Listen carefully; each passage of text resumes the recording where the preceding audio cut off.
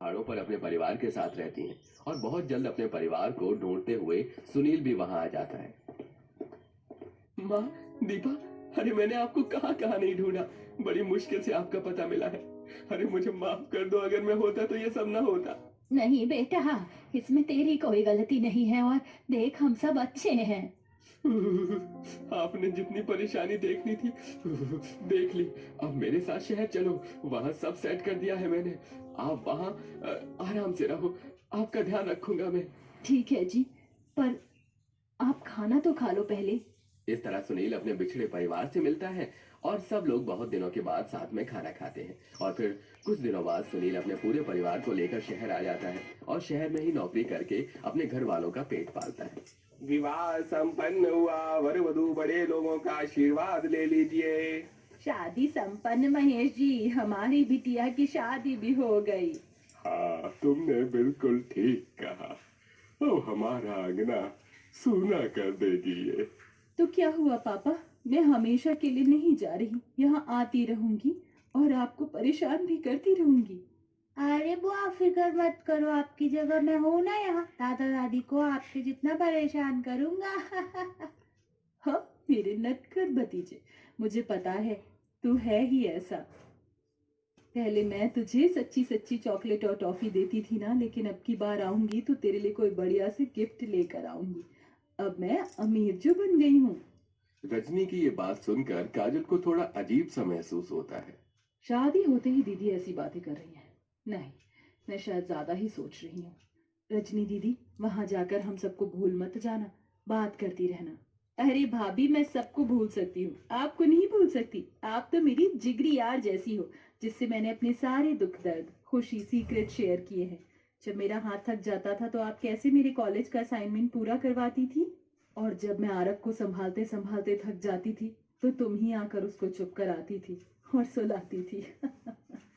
अरे बहन, थोड़ा वक्त अपने भाई के लिए भी निकालना।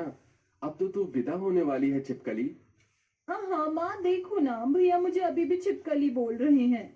और फिर हंसी मजाक के साथ आंखों में आंसू लिए सब रजनी को विदा कर देते हैं।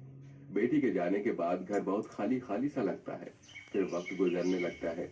महेश का परिवार एक गरीब वर्ग का परिवार था, जहां बहुत सारे लोग थे और खर्चा भी। लेकिन घर खर्च उठाने वाला सिर्फ राघव था, जिसमें घर की जरूरत पूरी नहीं हो पाती थी। ऊपर से गर्मी में सबको अलग से परेशान कर रखा था। गर्मी में काजल नींबू पानी बनाकर सबके लिए ला रही थी कि अचानक से वो बेहोश हो जाती है। बहू, बहू तुझे ये क्या हो गया?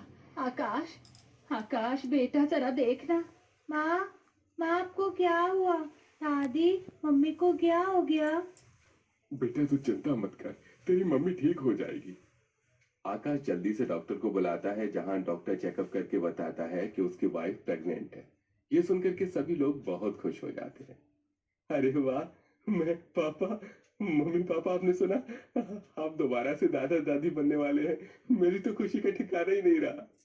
पापा, आप दोबारा पापा बनोगे तो मुझसे प्यार नहीं करोगे? अरे बुद्धू, मैं तुमसे तो प्यार करता हूँ, पर तुम्हारा छोटा बहन या भाई आने वाला है अब। मैं तुम दोनों से बहुत प्यार करूंगा। सच्ची पापा? ये मैं तो बड़ा भाई बन जाऊंगा, मैं तो बड़ा भाई बन जाऊंगा।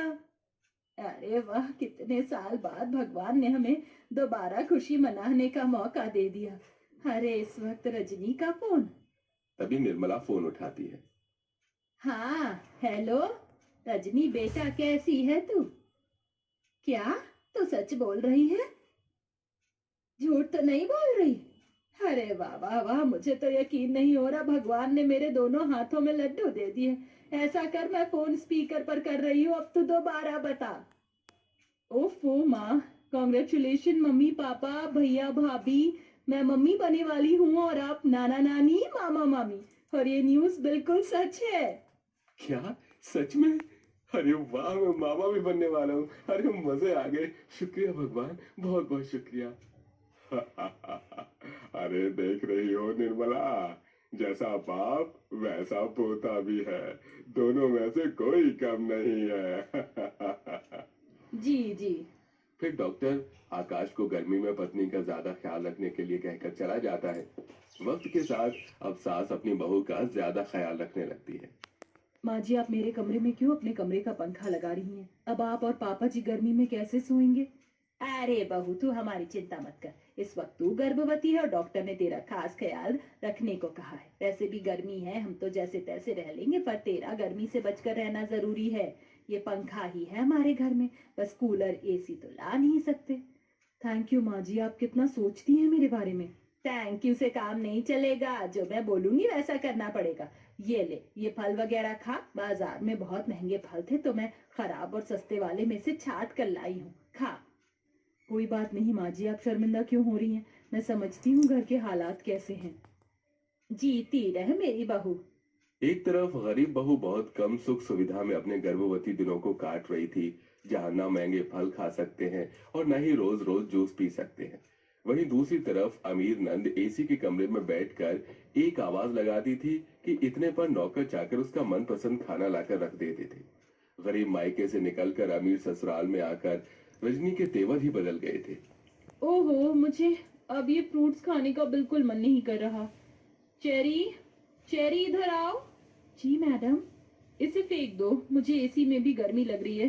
पहले तो इस एसी का टेम्परेचर थोड़ा और कम कर दो, जिससे कमरा ठंडा हो जाए, और मेरे लिए चॉकलेट शेक लेकर आओ। जी मैडम।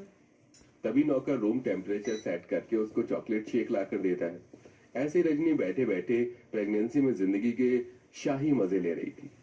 एक दिन वो डॉक्टर की अपॉइंटमेंट से आ रही थी तो रास्ते में पैदल चलती हुई काजल दिख जाती। रजनी फौरन ड्राइवर को रोककर कार से उतरती है। हाय भाभी, आप ऐसी हालत में पैदल क्यों जा रही हैं? आप भैया से कह दो कि वो आपके लिए कार खरीद लें। देखो ना कितनी गर्मी हो रही है। अरे अब मुझसे गर्मी में आना जाना बिल्कुल नहीं होता। अब तो मुझे कार की आदत लग गई है। इन्हें मेरे टाइम नहीं था तो स्पेशली ड्राइवर रख दिया मेरे लिए, ताकि मैं आऊं जाऊं शॉपिंग करूं। नहीं नहीं रजनी, तुम तो जानती हो तुम्हारे भैया की कितनी इनकम है, जिसमें घर में बहुत कुछ जरूरतें होती हैं, और फिर अब एक बच्चा भी तो आने वाला है। ओ हाँ भाभी, मैं भूल गई थी कि भैया मजदूरी करके कुछ खास कमा नहीं पाते। पर देखिए, मैं तो अमीर बनकर बहुत ठाट बाट की जिंदगी जी रही हूँ। भाभी, मुझे बहुत गर्मी लग रही है, मैं वापस अपनी कार में जा रही हूँ। चलती हूँ, बाय। रजनी अमीरी का घमंड दिखाकर वहां से चली जाती है।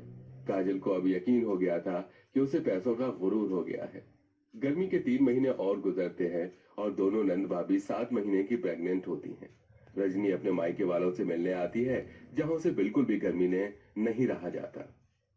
माँ, अगर आपको मुझे यहाँ पर बुलाना होता है तो प्लीज एसी लगवा लीजिए। मुझे एक सेकंड भी बिना एसी के नहीं रहा जाता। अरे, हमें तो इतनी गर्मी नहीं लग रही। अरे कोई बात नहीं निर्मला, उसे अपने घर की आदत है और हमारे घर में ये सब नहीं है। अरे बहू, थोड़ा इसके खाने पीने के लिए कुछ ले आओ। तभी काजल संभल संभल कर आती है, जो का शरबत और फ्रूट सर्व करती है। ये सब क्या है? मैं अपने घर से यहाँ पर ये बकवास चीज खाने के लिए आई हूँ। मेरा स्टैंडर्ड बढ़ गया है। भाभी कुछ नहीं तो सैंडविच वगैरह बना लेती है, मोहितो बना लेती।